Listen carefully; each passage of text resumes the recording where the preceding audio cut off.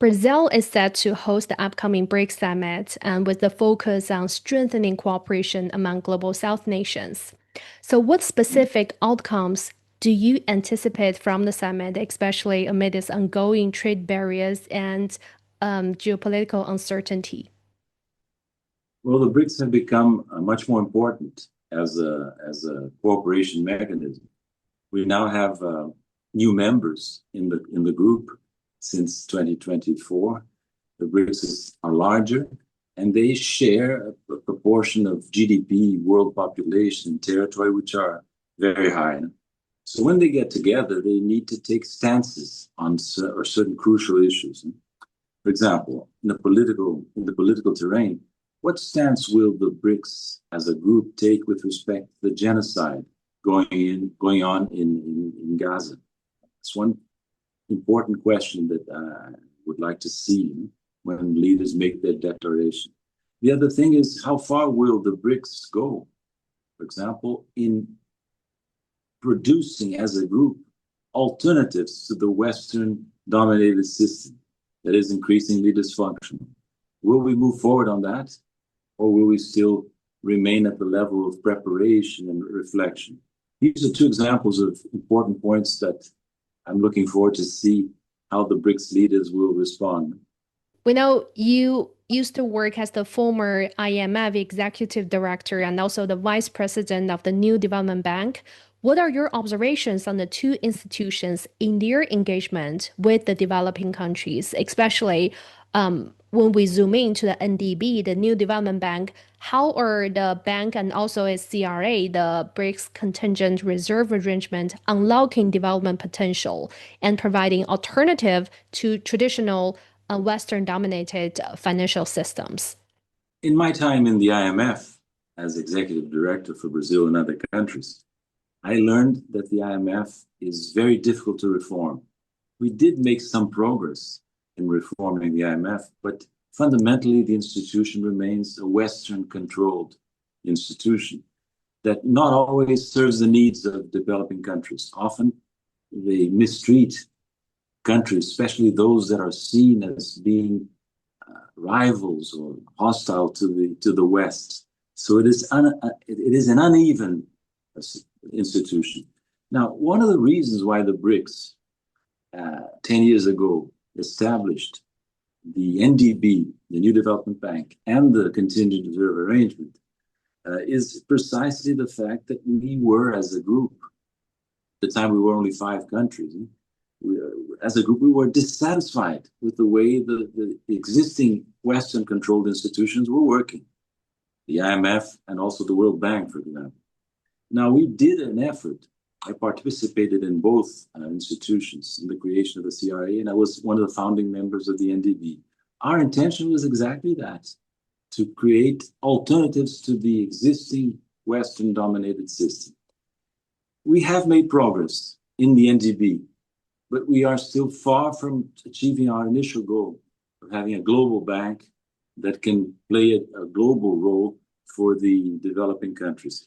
As for the CRA, their progress has been very little because our central banks have basically frozen the CRA, the Contingent Reserve Arrangement. And we need to unblock it to make it effective if we are serious about building an alternative to the IMF. What are the prospects and challenges so far of establishing this BRICS currency, and how would it impact the global financial system? Look, the BRICS currency issue is one of the fundamental issues before the group. If we do manage to create a common reserve currency, this will have a major impact on the international scene. Now, the international monetary system is dominated by the dollar, and the dollar has created many problems for many countries. So countries want to seek alternatives. But let me just clarify briefly. There's a lot of confusion about this issue. Many people think that the BRICS would try to create a unified currency with a common central bank, like the euro in Europe. No, it's not that. If we do reach this point, we will create a common reserve currency for international payments, only for international payments, that would circulate alongside our national currencies, and our central bank would continue to function as they do. And it welcomes not only countries from the global south, but also countries from the global north, right? The BRICS currency, or is only designed for countries who join the BRICS mechanism? A joint currency, a joint reserve currency would be constructed by the BRICS or a subset of the BRICS. Initially, it would be defined by us or by a subset of the group. But as it goes forward and it gains credibility, nor the developed countries can use this currency as well if they wish to do so. With the increasing influence of developing countries nowadays, reflecting on your tenure at the International Monetary Fund and also the NDB, how can BRICS nations amplify their voices of the Global South in international institutions like the WTO and also the United Nations?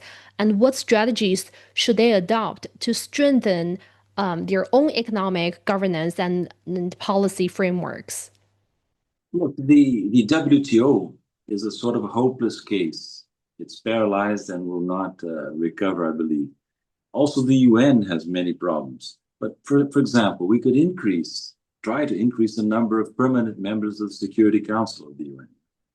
Now, in the financial field, in monetary and financial field, the important thing is for BRICS to realize that we are the only group that can offer alternatives to the Global South countries. And I think the Global South countries, the other Global South countries, are looking to us to provide alternatives to the dysfunctional Western-dominated system. And lastly, so let's talk about China-Brazil bilateral ties. How do you assess the current state of China-Brazil cooperation within the BRICS framework, and what areas hold the most promise for future collaboration? China is the major trading partner of Brazil, by far. And Brazil is the most important country in Latin America for China because of the size of Brazil in Latin America. So it's extremely important for the BRICS as a group that bilateral relations between China and Brazil develop more. For example, how? If we could have more manufacturing exports from Brazil to China, provided that's possible in a competitive way, China could invest in Brazil, not only buying existing productive capacity, but creating productive capacity and allowing for technology transfers to occur. So China is doing some of these things, but we need to intensify that. And also in the financial field, to conclude, I would say that China can play a role in gradually buying more bonds issued by the Brazilian Treasury. This would make the Brazilian government more independent of Western and domestic private capital markets that often function as a factor of destabilization of countries in the Global South. So China can have a stabilizing role there as well.